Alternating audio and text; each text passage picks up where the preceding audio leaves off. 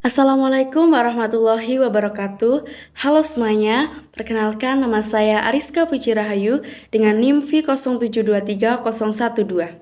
Di sini saya akan mereview salah satu novel yang berjudul Di Bawah Langit yang Sama, karya Helga Riff, terbit pada tahun 2015, penerbit Gagas Media, memiliki tebal 266 halaman dengan sampul berwarna ungu dan krim. Helga Riff lahir di Situbondo 28 Maret. Ibu dari dua anak laki-laki yang dia anggap sebagai malaikat Tuhan yang dititipkan kepadanya. Beliau membantu sang suami mengurus Sakabros Event Organizer di Denpasar, Bali.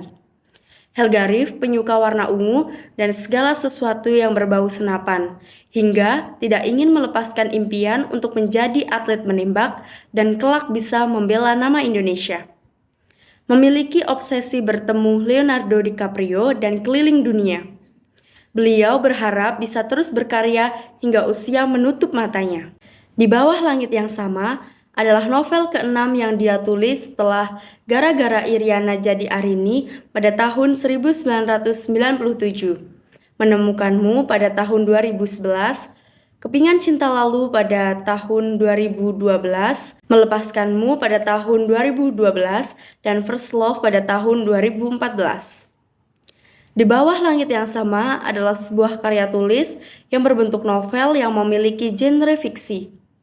Novel ini dikhususkan bagi pembaca di kalangan usia 18-25 tahun.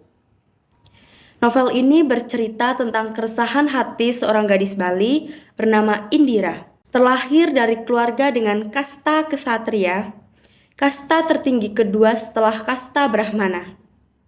Indira dihadapkan pilihan-pilihan yang sulit. Setelah menempuh pendidikan fashion design di Singapura, Indira menetap di sana selama 2 tahun dan menemukan tambatan hatinya bernama Maximilian Lim. Ketika mengetahui kenyataan bahwa adiknya Iswari akan menikah dengan pria dari kasta lebih tinggi, Indira sangat paham bahwa dia harus menjadi penerus keluarganya. Indira gelisah karena takut jika Max tidak mau diajak nyentana atau masuk ke dalam keluarganya dan menjalankan adat layaknya lelaki Bali. Di tengah kegelisahan tersebut muncul Gongwah, saudara yang tiba-tiba dijodohkan dengan dia. Perjodohan yang sudah diatur kedua orang tuanya secara sepihak membuat Indira kalut. Kepada siapakah Indira akan menjatuhkan pilihan hatinya? Bisakah ia menjadi egois dan melakukan kawin lari dengan Max dan meninggalkan keluarganya? Atau menikah dengan Gongwah yang sudah ia anggap sebagai kakak laki-lakinya sendiri? Berbeda dengan novel yang lain yang mengangkat latar Bali, novel ini tidak menyebutkan tempat-tempat wisata yang ada di Bali, seperti Pantai Kute, Pura Tanah Lot, atau Pantai Pandawa. Satu-satunya tempat wisata yang disebut hanya Danau Batur Kintamani. Tapi, tetap saja novel ini akan membuat kita dekat dengan Bali karena budaya, adat, ritual, dan kearifan lokalnya yang kental. Membaca novel ini, saya benar-benar dimanjakan dengan nuansa adat Bali yang sangat kental. Seluk-beluk adat yang masih dipegang teguh sampai sekarang. Saya memiliki pengetahuan baru bahwa menyiapkan upacara ngaben itu sangat kompleks dan tidak main-main, tergantung dengan kastanya. Penulis mampu meramu kisah cinta berbeda bangsa, budaya, dan agama ini dengan cukup baik dan jalan cerita yang runtut.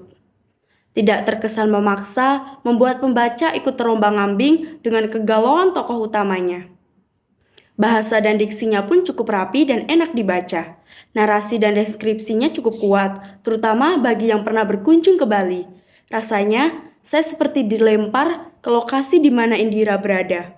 Membayangkan pakaian yang dikenakan Indira membuat saya rindu untuk berlibur lagi ke Bali. Adapun kekurangannya, saya merasa karakter dalam novel ini kurang meninggalkan kesan yang mendalam. Dan gaya bahasa antar karakternya tidak ada yang menonjol. Indonesia dengan keanekaragaman budaya dan adat istiadatnya selalu membuat saya tertarik untuk belajar dan memahami keanekaragaman tersebut. Di tengah derasnya budaya asing yang masuk, beberapa daerah di Bali masih memegang erat tentang peraturan kasta.